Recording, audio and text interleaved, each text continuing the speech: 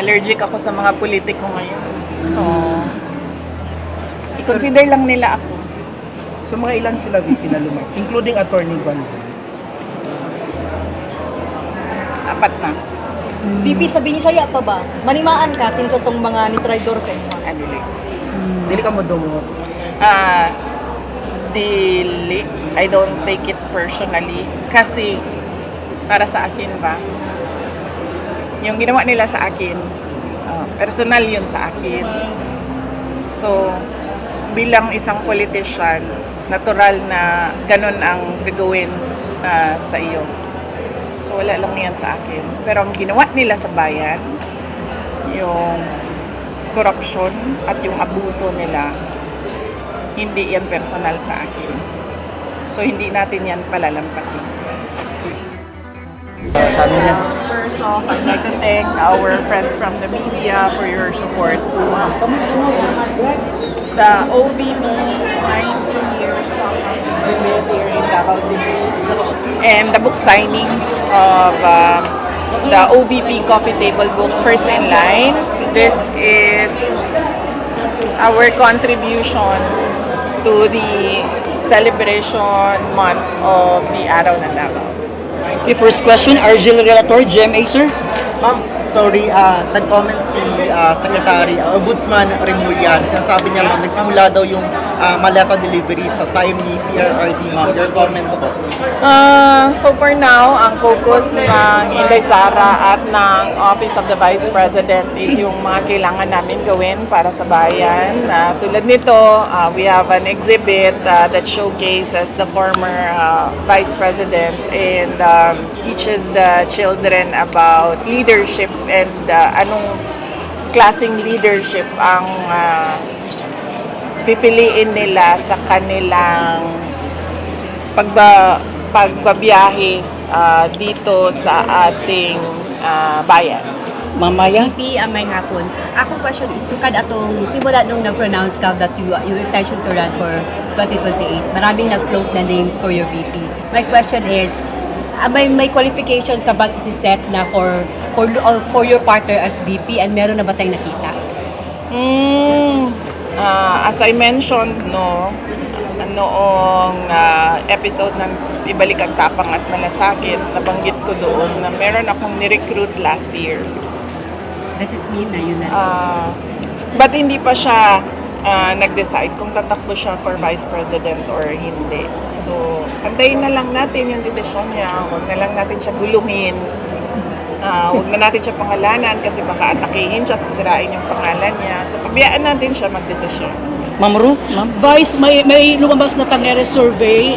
Tumaas yung preference ng vote ninyo from 43 to 48%. Any comment on that? Well, lagi naman sa lahat ng surveys, nagpapasalamat ako sa patuloy na tiwala at paniniwala ng kababayan natin sa akin at sa aking mga kasamahan sa Office of the Vice President. Last question, Bril, go ahead. Human naman siya. Human na ka? Wala pa. Oh. Isa pa ba? Itong Monday na yung deadline ng submission sa impeachment. Sige pa, Yung comment mo, Response. ma'am, after the sufficient is substance. Ayun. 10 days, ma'am, on Monday daw po. Nakapag-send po ba kayo ng response daw? Ayun.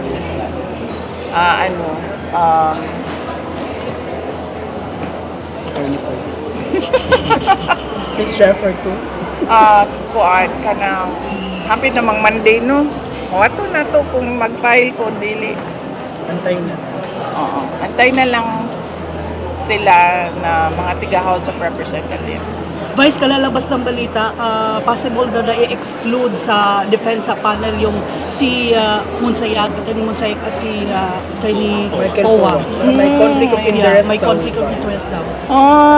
Kinuha mo Ngayon siya. ko lang narinig na yung respondent ay hindi pinapayagan kung sino ang kanyang lawyers. No? Ngayon lang ako nakarinig ng circumstance na hindi pinapayagan ang respondent kung sino ang pinipili niya na lawyer. So, Antayin na lang natin kung ano mangyayari. Vivi, sa tingin mo, another round of maleta na po ba ito for against you? For the impeachment?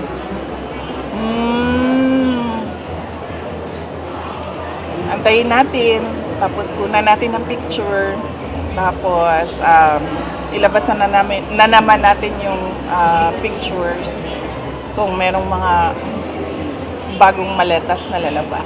Okay. Last closing statement. Close. Magpapatuloy po ba yung libreng sakay na sa despite sa mahal ng presyo? Magpapatuloy ang? Libreng sakay na program ng Yes, opo, oo. Oo, tutuloy yon dahil project na talaga yon ng Office of the Vice President. At actually nga nung nakita ko yung ABP kanina, nag-iisip ako paano ba kami makatulong sa mga tao, especially in their daily commute. VP, last from my end. Balikan ko yung sinabi ni PGMA kanina na yung pronouncement mo invites national reflection. Meron bang nag-reflect ka ba? Or ano kung meron man on your part, ano yung mga reflection na ginawa? Ang pagkakaintindi ko kasi sa kanya, sa speech niya kanina, is reflection on the part of the members of the House of Representatives, hindi sa akin.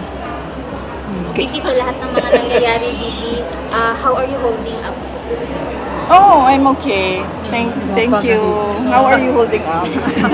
Umiyak siya ka lang. Or are you move on daw? Paano mag-move on? Kuan siguro, prayers and meditation. Ay nga na. Wala kasi yung birthday ni PRD. Ano yung mga plans mo sa kanya? Events. Oh, andito ako kasi it's a araw ng Davao Parade. So, nandito ako sa Davao City Mag-join sa ka ng parade. Will birthday. you join the activities po? Yes, as usual. VP, si Attorney Guanzo nag-pronounce na tatakbong senator. May mga ano ba, may mga lumalapit na ba sa'yo na magpa-line up for your senatorial slate sa 2028? Meron. So how are you considering them, Vice? Allergic ako sa mga politiko ngayon. So, i-consider lang nila ako. So mga ilan sila VP na lumapit, including Attorney Guanzo? 4 na. VP, sa Binisaya pa ba? Manimaan ka sa tong mga nitraidor sa inyo. Dili. Dili ka mo dumot. Dili.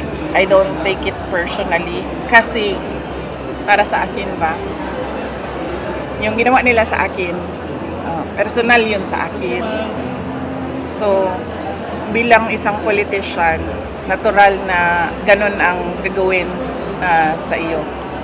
So, wala lang yan sa akin. Pero ang ginawa nila sa bayan, yung corruption at yung abuso nila, hindi yan personal sa akin.